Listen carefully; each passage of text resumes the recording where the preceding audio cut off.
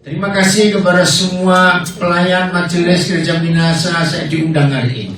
Wij danken allemaal het bestuur, de diakenen en alles wat van de Minahasa is. Kita mau belajar firman Tuhan. En we willen leren uit het woord van de Heer. Siap? Ya, kalau nggak siap ya pulang. Als we niet kijken, mag je naar huis gaan. Haleluya. Halleluja. Saudara, kita akan belajar tentang hal ini. We zullen nu iets gaan leren.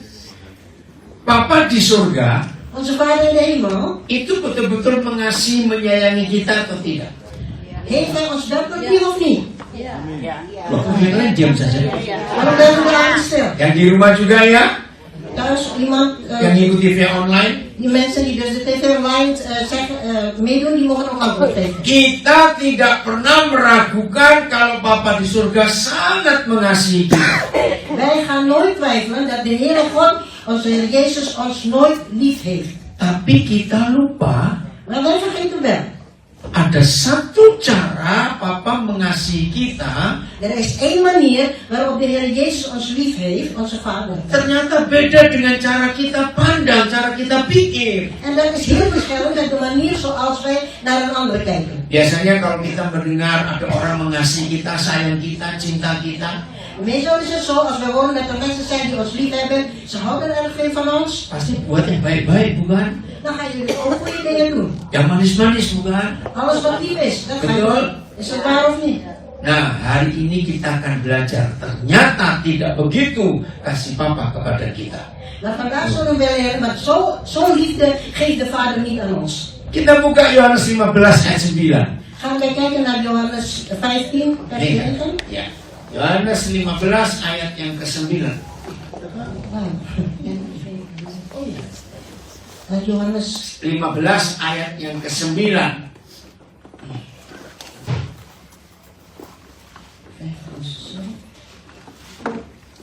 Oh, Sustina punya kita baru. yang satu belum. Ya. Yohanes 15 ayat yang ke-9. Kenapa? Bisa Belanda dulu 9 ya. Ik heb jullie lief gehad. Zoals Betul? Is dat waar? Papa berkata, aku ini, Papa itu mengasihi. Ya. Zoals de Vader mij heeft lief gehad. Nah, jadi kasih Tuhan Yesus kepada kita Dus de liefde van de Heer Jezus naar ons toe, itu sama seperti kasihnya Papa kepada kita. dat is hetzelfde als de Vader zo'n liefde aan ons geeft. Coba renungkan dulu. U moet zich hier over nadenken. Saudara mikir apa kalau kita disayangi, dicintai Tuhan Yesus U moet zich gaan bedenken, als u wordt geliefd door de Heer Jezus, seperti Papa mengasihi Tuhan Yesus. en dat moet hetzelfde zijn zoals de Vader ons, de Heer Jezus lief heeft. Itu bagus-bagus. Alles is mooi. Jawab, ayo. Heeft u daar antwoord op? Yang bagus-bagus, Is dat mooie dingen die u krijgt? yang menyenangkan. Alles wat goed is? Ternyata tidak. Dat blijkt dus niet. Maka itu kita harus mengerti dan mengenal model kasih ini. En daarom moeten wij echt weten wat de vorm van de liefde van de Heer Jezus eigenlijk, onze Vader eigenlijk is naar ons toe. Renungkan lagi. U moet zich nu gaan nadenken. Waktu Tuhan Yesus disiksa sampai mati, Toen de Heer Jezus gemarteld werd tot aan de dood, penyiksaannya mengerikan enggak? en zijn marteling was heel erg beangstigend om te zien. Is dat zo? Antwoord? Sadis sekali. Het was heel sadistisch gebeurd. Tentara-tentara Romawi itu nyambuk dia sampai hancur itu punggungnya. De Romeinse soldaten hebben hem zodanig geslagen, zodanig gegisten dat hij stuk was, kapot. Untuk apa Tuhan Yesus disiksa seperti itu? En waarvoor is de Heer Jezus eigenlijk zo gemarteld geworden? Ayo, untuk siapa? Heeft u daar een antwoord op? Untuk kita. Voor ons. Saya tanya lagi. Ik wil u weer vragen, Saudara percaya sekarang itulah bentuk kasih Papa kepada Tuhan Yesus? gelooft u dat dat de vorm is dat de Heer Jezus u lief heeft? Van de Vader die de Heer Jezus lief heeft? Loh, ayo. Betul? Is dat waar? Yakin? Enggak Ik ben takut? er zeker van. Tidak takut? U bent niet aan het twijfelen.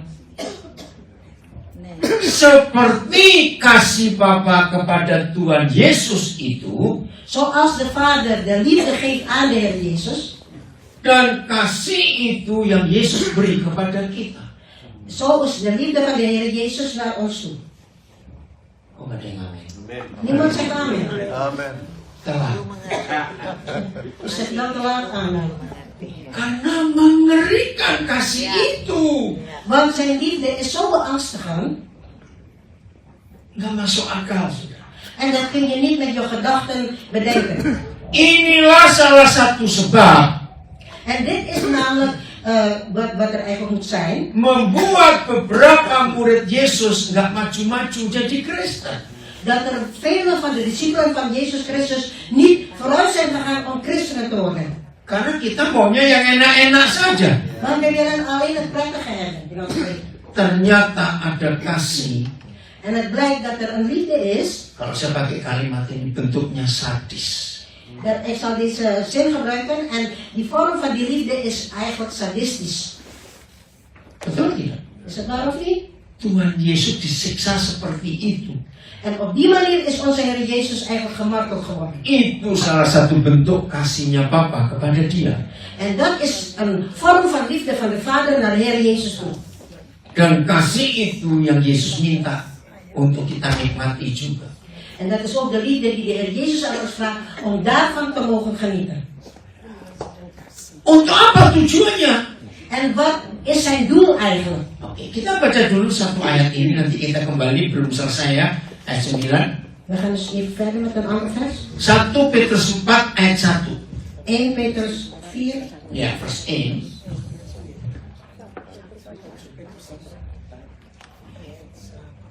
Petrus 4 vers 1. Nah, kalau kita membaca ayat ini, mudah-mudahan kita akan mengerti. Als wij deze vers gaan lezen, hopen wij dat wij dit ook begrijpen. Oke, sebelum kita baca, Maar voordat wij gaan lezen, saudara percaya nggak penghalang kita hidup dan berjalan dengan Papa itu adalah dosa? weet u dat iets wat je tegenhoudt om met de Vader in contact te komen, dat is jouw zonde. Betul tidak? Is het waar of niet? Jadi dosa itu yang menghalangi kita. Dus het is de zonde die je tegenhoudt. Nah, ini masalahnya. En dit is het probleem. Ada nggak dosa yang tidak enak? Is er een zonde wat niet prettig is? Enak sekali. Ayo, saya tanya, ada tidak dosa yang tidak enak? Is er een zonde die niet prettig is? Tidak ada. Nooit. Semua dosa itu enak. Want alle zonde die wij gaan doen is eigenlijk prettig. Nah, ini masalahnya. En daardoor is dit het probleem. Yang menghalangi kita bisa berjalan dengan Bapa di surga.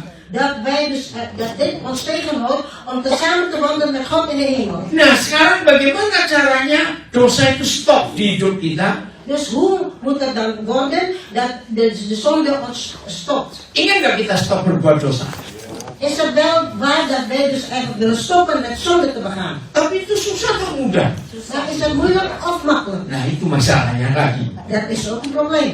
Maka itu orang suka dosa karena dosa itu enak. Dus daarom is het zo, de mensen gaan graag zondigen, omdat de zonde eigenlijk alleen maar leuk is. Wih, ngomongin orang itu enak atau tidak? Als je gaat praten over een ander, dat is heel erg fijn. Betul? Is het waar? Tapi kenapa kita susah ngomongin diri sendiri? Maar waarom is het zo moeilijk om over jezelf te spreken?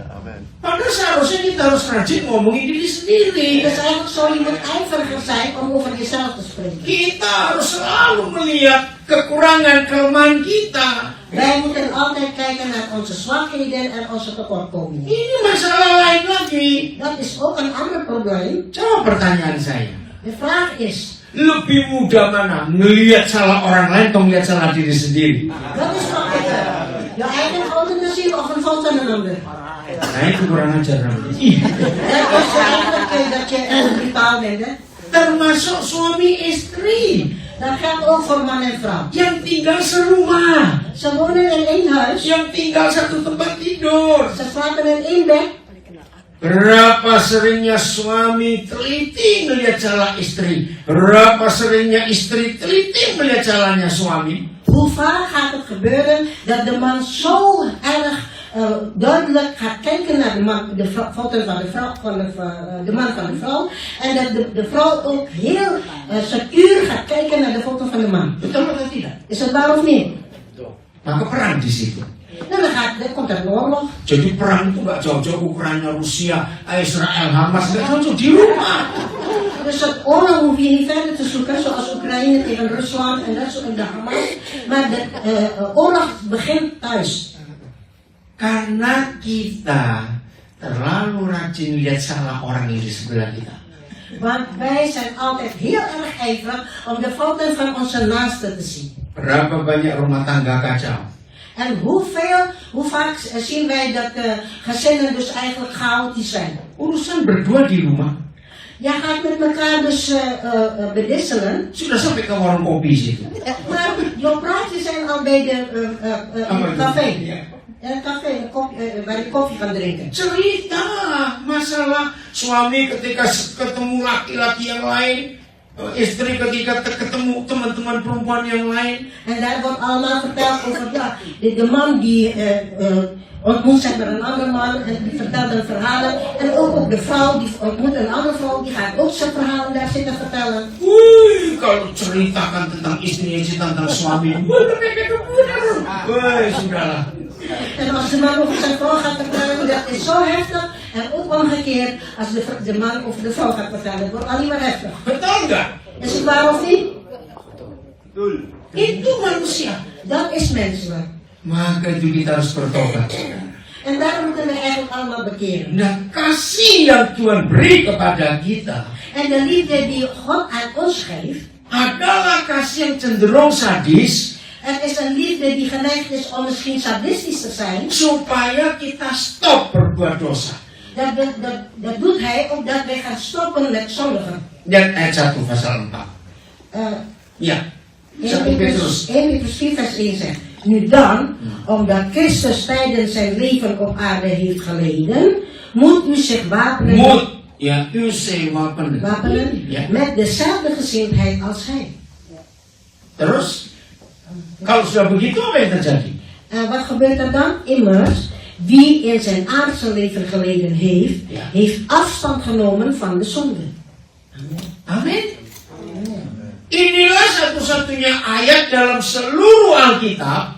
En dit is namelijk een van de versen in de Bijbel. Semua dengarkan, satu-satunya ayat dalam seluruh Alkitab Een van de versen in de hele Bijbel yang memberitahu kita die aan ons gaat doorgeven. kapan kita berhenti berbuat dosa. Wanneer gaan wij eigenlijk stoppen met zondigen? Ternyata bukan dengan doa puasa, Dat hoeft niet met een gebed alleen omdat je gaat vasten. bukan dengan doa pagi, doa siang, doa malam, Niet met het gebed van de ochtend, van de avond of 's middags. bukan karena baca Alkitab, Niet omdat je alleen maar de Bijbel gaat lezen. atau karena kita didoakan oleh hamba Tuhan atau orang saudara yang lain. Of dat iemand gaat bidden voor ons, een dienstknecht van de Heer of een ander. Bersyukur kepada Tuhan Wij moeten de Heer danken. bahwa ada 1 Petrus 4 ayat 1. Dat er staat in 1 Petrus 4 vers 1. Bahwa stop berbuat dosa kalau siap menderita secara fisik, sakit di sini. Dat je stoppen moet met je gaan zondigen als je op een fysieke wijze ook mag voelen hoe het is om pijn te lijden. Begitu saudara dan saya bisa menikmati penderitaan Yesus di tubuhnya, Als wij dat kunnen om het lijden van Jezus dat ook te willen aanvaarden zoals Jezus dat heeft, maka saudara dan saya akan stop berbuat dosa. dan zullen wij ook gaan stoppen om te gaan Hari zondigen. ini kita ada meja Tuhan. Vandaag hebben wij op de tafel van de Heer. Ini bukti bahwa dia pernah tersiksa untuk kita. En dit is namelijk een bewijs dat hij voor ons eigenlijk gemarteld is geworden. Jadi karena dosa itu enak, Dus omdat de zonde eigenlijk ook leuk is om te doen, maka dilawan dengan yang tidak enak. moet je daar tegenin gaan met iets wat je niet prettig vindt. Berapa banyak tahun yang lalu, Een paar jaar geleden belum ada obat atau pil yang dibungkus pakai rasa manis. Itu kan untuk anak-anak. er waren nog geen medicijnen die zeg maar ook zoet gemaakt worden, want dat geldt alleen voor de kinderen. Betul? Zwaar. Secara fakta semua obat rasanya enak atau tidak enak? In feite is het zo, omdat als je medicijn gaat slikken, is dat prettig of niet? Pasti tidak enak. Nee. Permen yang enak. Snoepjes, dat zijn lekker. Maka itu kalau ada di antara kita yang sudah gede-gede, sudah tua-tua begini, Dus als wij zijn al volwassenen, we zijn al ouder geworden, maunya minta obat yang manis terus. we willen alleen maar zoete medicijnen inslikken. Maka kita adalah Nee, wat zijn wij dan? anak-anak. We zijn kinderen en we blijven kinderen. Tapi anak-anak tua. En we zijn oude kinderen. Kinderen die al oud zijn. Orang yang mau berhenti judi Iemand die wil stoppen met gaan dobbelen, harus menderita. die persoon moet ook gaan lijden. Tangannya saya kalau nggak main kartu, saya kayak apa begitu. Want als zijn handen niet de kaarten kunnen pakken, ja, dan gaat hij alleen maar zitten vreten. Kalau nggak ngelemparin dadu roulette, tangannya kayak apa. Als hij niet zo'n steentje kan gooien, dan doen zijn handen misschien wel, gaat kriebelen. Begitu pula orang mau berhenti rokok, berhenti alkohol, berhenti percinan, pornografi, apa saja. Zo gaat het ook met mensen die willen stoppen met roken, of dat ze gaan spelen, of dat ze overspel gaan spelen, wat dan ook. Harus siap menderita. U moet bereidwillig zijn om te gaan lijden. Oh, hari pertama, hari kedua, hari ketiga, wah kayak tersiksa sekali untuk stop itu. Dat is zo. Saksi dong, saksi. Dulu, Ayo, bersaksi. ya, dulu waktu saya umur 12 saya mencoba untuk merokok. Tapi rasanya pahit ya. Jadi saya pikir, ngapain? Merokok lagi. Berhenti. Op mijn 12-jarige leeftijd heb ik geprobeerd te roken. Toen dacht ik bij mezelf, ja, een ander rookt, ik ook. Dus, maar het smaakt niet. Dus toen dacht ik bij mezelf, ja, wat moet ik roken, dus ik stop maar. Siap menderita? Bent u bereid om te gaan lijden? Secara fisik. Op zijn fysieke wijze. Ini Tuhan Yesus alami. En dit is wat de Heer Jezus dus heeft meegemaakt. Contoh kecil lagi. Ik heb nog een kleine voorbeeld. Siapa yang pernah doa begini? Wie heeft ooit gebeden? Tuhan, aku ini tersiksa Tuhan. Heer, ik voel heel erg veel pijn. Ik voel me gemakkelijk. Aku ini pemarah sekali. Ik ben iemand die vaak direct boos wordt. Saya malu Tuhan kalau saya ini pemarah. En ik ben heel erg verlegen, Heer, als ik iemand ben die gauw boos wordt. Ada orang salah ngomong, saya marah langsung. Als er iemand verkeerd spreekt, dan word ik boos, Heer. Sehingga kalau saya ini kalau mau kumpul orang malu saya Tuhan. Dus als ik tezamen zijn met anderen, dan ben ik erg verlegen. Tuhan tolong saya supaya saya sabar. Heer, leer mij geduldig te zijn. Saya minta sungguh-sungguh. En ik vraag u serieus, Heer, Dalam nama Yesus. in de naam van Jezus. Jangan berharap setelah amin. En u moet niet gaan hopen dat als u amen zegt, Halleluja, aku sabar sekarang. dat halleluja, op dat moment jij ook eigenlijk een geduldig persoon bent. Tidak begitu cara Tuhan jawab. Maar zo werkt dat niet. Dat is ook niet de antwoord van de Heer. Betul? Is dat waar? Bagaimana Tuhan jawab doa orang yang mau sabar seperti itu? Hoe gaat de Heer iemand een antwoord geven als je vraagt om geduld? Nah, kirim orang yang jengkel betul-betul. De Heer zal je mensen sturen waardoor je denkt van, ja, ik kan deze persoon niet aan, ik moet deze persoon niet. Bahkan Tuhan bisa kirim orang yang tadinya baik, tiba-tiba ngomongin yang jahat sekali tentang orang ini. De Heer kan je ook goed mensen sturen die je denkt ze zijn goed naar jou toe, maar op een gegeven moment praten ze alleen maar slecht de Heer over je. Itu jawaban doa kita. En dat is namelijk het antwoord op jouw gebed. Aku nggak ada yang amin. Niemand zegt amen. Amin? Amen. Artinya diuji. Dus met andere woorden, je wordt getest, je wordt beproefd. Betul tidak, saudara? Is dat waar of niet? Tanpa tes atau beproof tadi dibuktikan, maka kita nggak akan jadi orang yang punya karakter Yesus. Zonder dat je die beproeving hebt doorstaan, zal je nooit een karakter van Jezus hebben. Nah, jadi inilah bentuk kasih yang Yesus beri kepada kita. En dat is de vorm van liefde die Jezus aan ons heeft gegeven. Yaitu kasih yang dia terima dari Bapa. Dat is de liefde die hij ontvangen heeft van zijn vader. Kasih yang Bapa beri kepada Tuhan Yesus En de liefde die de Vader aan Jezus heeft gegeven. adalah menyiksa dia sampai mati. Dat is dat hij wordt gemarteld tot de dood. Supaya kita diselamatkan. Opdat wij allen worden gered. Amen. Begitu pula kita yang sudah diselamatkan oleh Tuhan Yesus, En zo is ook als wij worden gered door de Heer Jezus. maka kita pun harus siap disakiti secara fisik, Dan moeten wij ook bereid zijn om op een fysieke wijze gemarteld te worden. supaya kita menyelamatkan orang lain. Opdat wij ook andere mensen kunnen redden. 1 Yohanes 3 ayat 16. 1 Johannes 3. vers 16. Nah, semua kita hafal bukan Yohanes 3 ayat 16? Ya, karena begitu besar. Betul? Nah, ini sekarang surat 1 Yohanes 3 ayat 16. Dus Hafal nggak Yohanes 3 ayat 16? Johannes 3 ayat 16 hafal. Ya, bahasa Belandanya juga. Al zo lief heeft God de wereld gehad, dat hij zijn enige geboren zoon gegeven heeft, opdat er ieder die in hem gelooft, niet verloren gaat, maar eeuwig leven erven. Amin. Amen. Itu Yohanes 3 ayat 16. Dat staat in Johannes 3 vers 16. Itu Yohanes 3 ayat Johannes 16. 3. Johannes 3. Ya, oh ya, maaf iya. Nah, Yohanes 3 16 yang baru dibacakan oleh Suster.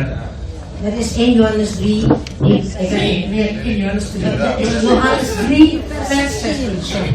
Nah, sekarang kita akan baca 1 Yohanes 3 ayat 16. Nu gaan wij lezen 1 Johannes 3 vers 16. En Ada perbedaan yang luar biasa. En daar zien wij eigenlijk een hele grote verschil. Coba baca dulu ya. Ayat 16. Yang 1 Yohanes 3. Wat liefde is, hebben we geleerd van hem die zijn leven voor ons gegeven Nah, heeft. betul? Amen. Ya betul, Yesus mati untuk kita. Het is waar, Jezus is voor ons gestorven. Nah, itu Yohanes 3 ayat 16. Dat is 1 Johannes 3. Ini yang ditulis tadi Yohanes 3 16 bahwa Yesus mati untuk kita. Ja, Jezus is voor ons doorgegaan, dat is 1 Johannes 3 vers 16. Nah, sekarang lanjutkan kalimat berikut. En de volgende zin zegt, daarom horen wij. Nah, daarom. Het woord daarom, dat moet je niet vergeten. Setelah Yesus mati untuk kita, Nadat Jezus voor ons is gestorven, supaya kita diselamatkan, opdat wij worden gered, lalu kita harus apa? wat moeten wij dan daarbij doen? Terus?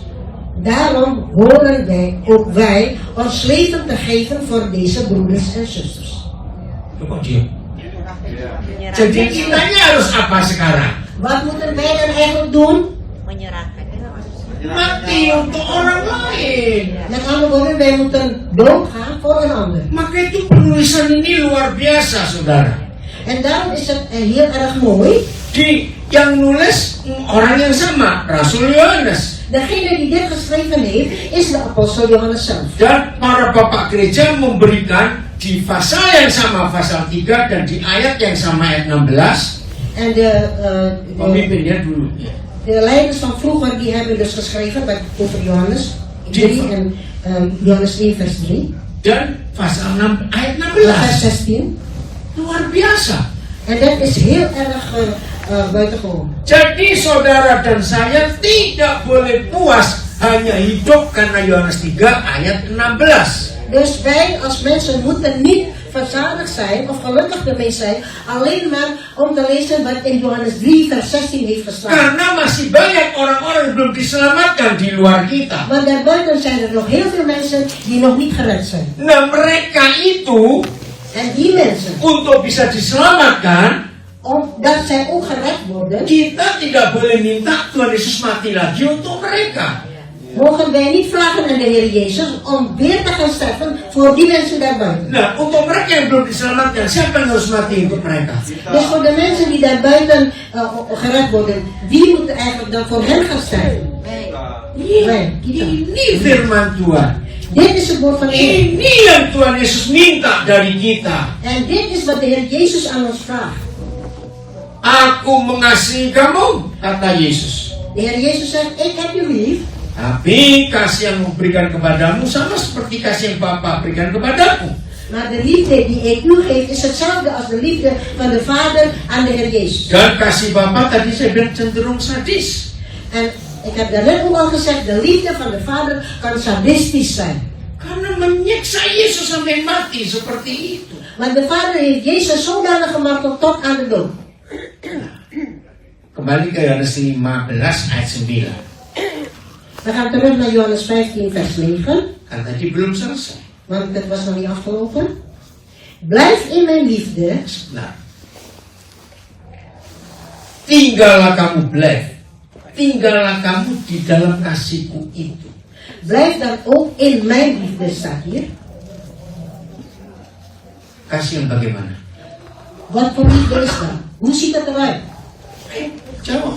Kasih yang bagaimana? Kunt u daar antwoord op geven? Wat voor liefde is dat? Kasih yang sadis tadi. Dus deze sadistische liefde wordt hiermee bedoeld. Apa artinya blijf? Tinggal di dalam kasihku yang itu. Artinya apa itu? Als je zegt, ik blijf in mijn liefde, in die liefde, in welke liefde is dat? Hoe wil je dat eigenlijk tonen? Kasih yang sadis tadi. Het moet een liefde zijn die eigenlijk sadistisch is. Saya tanya kepada saudara, En ik wil u vragen, tersinggung itu dosa atau tidak? als je wordt beledigd, gekwetst, Ya dosa atau is tidak? dat zonde of niet? Betul? Is dat waar? Yakin? Ben je er overtuigd? Masalah. Echt waar? Buktinya masih banyak tersinggung tak? Blijkt dus dat nog heel veel mensen zeg maar worden gekwetst. Berarti masih tinggal? Nah, Dus met andere woorden, je blijft alsnog in de zonde. Padahal Yesus minta tinggallah kamu dalam kasihku itu. Terwijl de Heer Jezus heeft gevraagd, blijf dan in mijn liefde. Tapi mengapa tidak sedikit murid Yesus senang tinggal di dalam tersinggung? Maar waarom is het dan zo dat heel veel discipelen van de Heer Jezus toch willen leven en een leven dat hun alleen maar kwetst? Ada nggak orang seperti itu? Zijn er mensen zoals u? Ada nggak? Ja. Lihat aja gereja-gereja Indonesia di Belanda. Kijk maar naar de kerken van de Indonesische kerken in Nederland. Tersinggung dikit pindah gereja. Als je gekwetst wordt, dan ga je naar een andere kerk. Betul? Is dat waar of niet? Kalau uangnya banyak, buka sendiri gerejanya. Als je genoeg geld hebt, dan gaan ze een eigen kerk stichten. Jadi kita nggak usah berkata dosa yang besar-besar dulu, nanti yang kecil dulu tersinggung. Je hoeft niet over grote zonden gaan praten. Praat maar eerst over kleine zonden. Kira-kira di sini ada yang suka tersinggung. Zijn er onder jullie misschien mensen die vaak gekwetst worden of niet? Coba lihat kiri lihat kanan. Je moet links en je mag rechts kijken. Ada sih ini. Nah, supaya saudara dan saya menang atas dosa tersinggung, Dus om de zonde van gekwetstheid te overwinnen, siap untuk disakiti. dan moet je ook bereid zijn en klaarstaan om gepijnigd te worden. Jadi kalau ada di antara jemaat Minasa ini yang suka tersinggung, Dus als er hier onder u leden van de MICN mensen zijn die gekwetst zijn, harus diumumkan di sini. dan moet het hier medegedeeld worden. Saudara-saudara malam minggu depan singgung terus Sustino. Volgende week mogen jullie mij gaan kwetsen. Kalau suka tersinggung, Ja, boleh. tapi enggak. Sudah sama sekali. Makanya sudah tidak tahu. Itu satu-satunya cara kita berhenti berbuat dosa. Dat is namelijk één manier om van je zonde af te komen. Siap disakiti. Je moet bereid zijn om gepijnigd te worden. Ada yang ngamen sih. En je moet zeggen, je Siap? bent u er klaar voor? Jadi saudara, tersinggung itu dosa. Met andere woorden, als je gekwetst wordt, dat is eigenlijk zonde. Saya tanya, tersinggung itu kecil atau besar? Ik wil u vragen, als je gekwetst wordt, is dat een grote of een kleine zonde? Kecil. Dat is maar een kleine. Tapi itu membuat orang bisa ke neraka. Membuat orang bisa masuk neraka. Tersinggung. De gekwetstheid, dat maakt dat je mensen zal brengen in de hel. Kenapa hanya tersinggung bisa buat orang masuk neraka? En waarom is het zo dat je alleen maar mensen gaat kwetsen en ze gaan de hel in? Karena dia tidak mengampuni. Tidak mengampuni. Omdat de persoon eigenlijk niet wil vergeven. Kalau ada orang ngomongin yang jelek tentang kita, Als er iemand is die heel slecht over je gaat praten, Padahal kita nggak melakukan apa-apa, terwijl je eigenlijk niets hebt gedaan. terus kita mengampuni itu berarti kamu ya. En dan zeg je van, ik ga je vergeven, ik zegen je. Jadi kita tersinggung nggak? Word je daardoor gekwetst of niet? Wah, Nee. maka itu tersinggung itu dosa. Dus als je gekwetst wordt, dat is zonde. Kwetsen is zonde. Masuk neraka. En dan kan je ook de hel ingaan. Karena tidak mengampuni. Omdat je niet wil vergeven. Untuk tersinggung itu mudah atau susah? Om gekwetst te worden, is dat makkelijk of moeilijk? Tergantung. Dat hangt er vanaf. Saya beri ilustrasi ini ya. Ik zal u een illustratie geven. Siapa pernah merasa di salah satu jari tangannya ada luka kecil sekali? Wie van jullie heeft ooit gevonden dat je in jouw vinger een heel klein wondje hebt? Tapi kita nggak rasa. Je voelt het niet. Tapi ketika diajak makan soto peras jeruk ini baru rasa. Maar op het moment dat je soto krijgt en je krijgt lemon en je pakt die lemon bij en dan doet je vinger pijn. Coba dengerin. Je moet luisteren. Harusnya kita berterima kasih pada lemonnya atau kita marah pada si lemon? Moeten wij boos zijn op die lemon of wij moeten bij die lemon juist dankbaar zijn? Cepat. Is dat een antwoord? Bohong. Ja. Bohong. Ja, dat is een leugen. Karena seringkali kita marah pada si lemon. Omdat je zo vaak boos bent op die lemon, Kurang ngajar kamu lemon. dan ben je dat brutaal, hè? Kenapa kamu buat aku sakit? Waarom doe je mijn vinger pijn? Betul? Is het waarom niet? Harusnya berterima kasih. Eigenlijk moet je die lemon dankbaar zijn. Karena lemon memberitahu kita jarimu luka. Want die lemon geeft je aan jou aan dat jij een wondje hebt aan je vinger. Halo, ada orang nggak ini? Zijn er mensen of niet? Als u dit hoort. Jadi kalau ada orang bisa nyinggung kita, Dus als er mensen zijn die ons willen kwetsen, terima kasih sus, terima kasih bu, terima kasih. dan zeg ik dank u wel. Nogmaals, heel hartelijk dank. Kenapa terima kasih?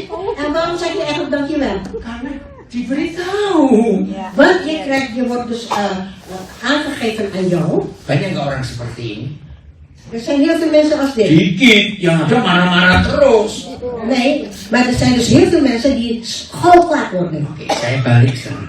En nu ga ik het omdraaien. Kalau di 10 jari tangan kita tidak ada luka, Als je bij je 10 vingers geen enkel wondje hebt. peras lemon 1 kilo, ada rasa perih nggak? Als je 1 kilo lemon moet gaan persen. Doet het pijn of niet? Enggak. Ya, Nee. ngabur kali. Ngapain 1 kilo diperas itu semua? Je bent misschien aan het niets. Je hebt niks te doen. Daarom ga je dus 1 kilo lemon persen. Nah, sekarang kita lihat. Nu willen we gaan kijken. Jadi orang yang masih bisa tersinggung dan gampang tersinggung, Dus iemand die graag die gaat kwetsen en graag gekwetst wil worden. berarti ada luka nggak di hatinya? Is er eigenlijk een wond in die persoon of niet? Nah, ini belum sembuh.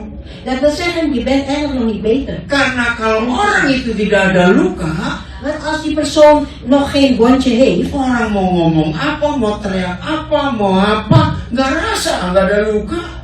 als je geen wondje hebt en je wordt over jou geroddeld, gekletst, iemand gaat iets over zeggen, je voelt niks. Want je hebt geen wond, je hebt geen pijn. Loh, kok dia menjadi jatuh tidak? Is dat waarom? Jadi kalau ada orang masih bisa tersinggung, Dus als er mensen zijn die nog steeds gekwetst raken, dia sedang sakit. dan wil zeggen dat die persoon ziek is. Jadi yang salah siapa? En bij wie is dan de fout? Jadi bukan lemonnya. Dus dat ligt niet aan de lemon. Amin. Amen. Maka itu mulai hari ini bertobat. Dus ga dan zo ook vandaag bekeren. Kalau saudara dan saya hidup benar di hadapan Tuhan, En als u in waarheid leeft in de aanwezigheid van God, wah hidup ini penuh damai, hidup ini penuh ketenangan. dan zal je leven ook rustig zijn en dan leef je ook vredig. Orang buat apa, orang ngomong apa, senyum saja. Wat de mensen ook naar je doen, wat ze ook zeggen, jij bent rustig en je gaat alleen maar glimlachen. Berarti yang bingung orang ini. Want degene die straks helemaal in de war raakt, is die persoon. Saya punya contoh lagi. Ik heb een voorbeeld. Kalau kita lagi berdiri menunggu sesuatu, Als wij staan te wachten op iets, entah nunggu tram, nunggu bus, nunggu teman, of je op je vrienden gaat wachten, of op de tram, of op de bus, itu di depan kita ada orang lewat kita nggak kenal. en iemand gaat je voorbij. Je kent die persoon niet, Terus mulai ke kita. en die persoon kijkt je aan. Anjing kamu. Je denkt, hoi, Marah atau tidak? marah. Loh, jangan marah, bukan anjing kok marah. Nah, Je moet niet boos worden, want je bent eigenlijk Kamu yang kalau bertobat ya begini ini. Dus degene die moet gebateerd, dat zijn dit soort mensen. Harusnya tanya, maaf ya, anjingnya yang mana? Je moet eigenlijk vragen, welke hond bedoel je? Loh ya atau tidak? Ja, dat niet. Ini loh bodohnya kita itu di sini. Zo dom zijn wij eigenlijk. Op die manier, wij zijn dom. Saya balik. Ik ga weer terugdraaien. Yang anjing beneran, De echte hond. anjing lu. Als je zegt tegen een hond, je bent een hond, wat is de reactie van die hond? Ja. Dan blijft die hond stil. Maka itu kenapa yang anjing asing nggak tersinggung, ya bukan anjing kok tersinggung. De echte hond wordt niet gekwetst. Maar jij, die wordt gezegd, je bent een hond, en jij wordt juist wel gekwetst. Jadi siapa lebih pintar, anjing atau kita? Wie is die de hond of wij? Ya udah belajar dari mereka. Dan moet je van de hond leren. Bodoh nggak? Kita kelihatan bodoh kalau begini. Wij zien er toch eigenlijk dom uit, hè, op deze manier. Pokoknya mulai hari ini Dus vanaf vandaag, jangan sibuk dengan orang yang menyinggung kita. je moet je niet bezighouden met mensen die jou gaan kwetsen. Itu lemon-lemon yang jalan-jalan kemana-mana. Dat is de lemon die overal loopt. Jadi kalau dicium udah lemon lu, jangan begitu. Als je tegen iemand zegt, je bent een lemon, Kita bersyukur kalau nggak ada luka di hidup kita, bersyukur.